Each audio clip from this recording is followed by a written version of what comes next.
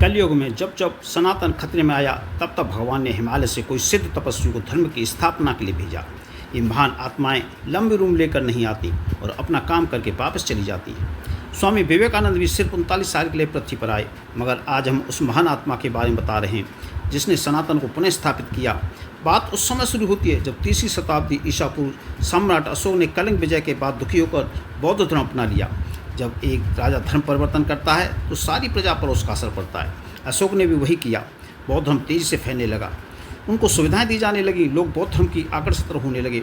जो काम 5वीं ईसा पूर्व शताब्दी में बुद्ध खुद नहीं कर पाए, वह काम एक सम्राट अशोक ने कर दिया। बुद्ध अपने विचार भारत में अधिक नहीं फैला पाए क्योंकि उनसे पहले यह ज्ञान भारत में मौजूद था, इसलिए उन्होंने अपने ज्ञान की कर्मभूमि दूसरे देशों में बनाई। मगर अशोक ने तो अपनी पुत्री संघमित्रा को भी इसी काम में लगा दिया। उसने अनेक बौद्ध स्तूप बनवाए, हिंदू धर्म के बहुत से स्थलों को बौद्ध स्थल में बदल दिया। नालंदा विश्वविद्यालय, विक्रमशिला इसका उदाहरण है।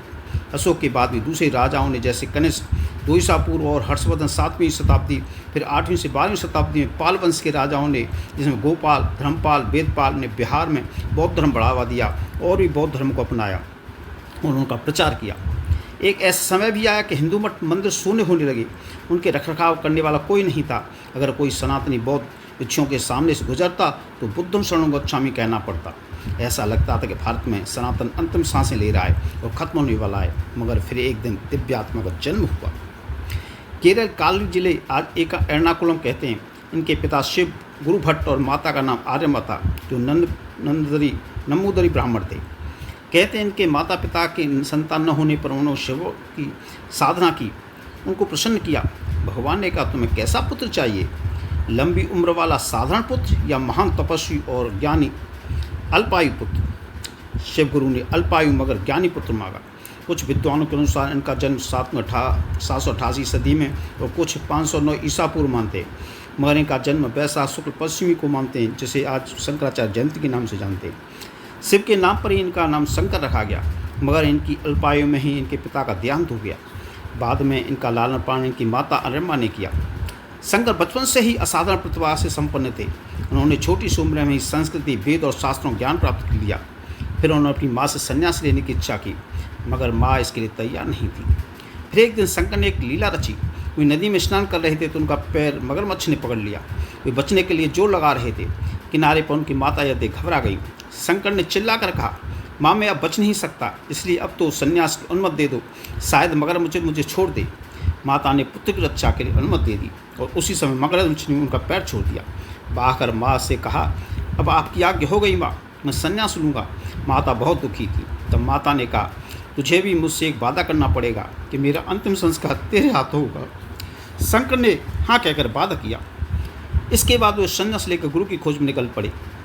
नर्मदा किनारे गोविंद भगत पाप को गौड़पाद परंपरा का गुरु माना और उनसे अद्वैत वेदांत की शिक्षा प्राप्त की।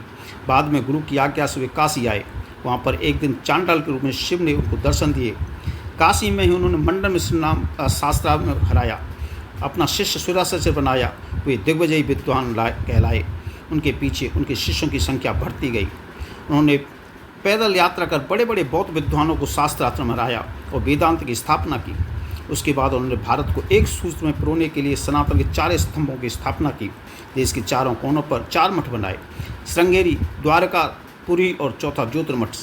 शंकराचार्य मूर्ति पूजा के विरोधी नहीं थे, क्योंकि वे जानते थे कि लोग एकदम वेदांत को नहीं समझ सकते, इसलिए उन्हें किसी मूर्ति पर आस्था रखकर भक्ति पर लाया जा सकता है। युवा जमाना था जब शैव, वैष्णव, शाक्त, गणेशाक्त सभी अपने अपने भगवान को बड़ा मानकर आपस में लड़ते रहते थे।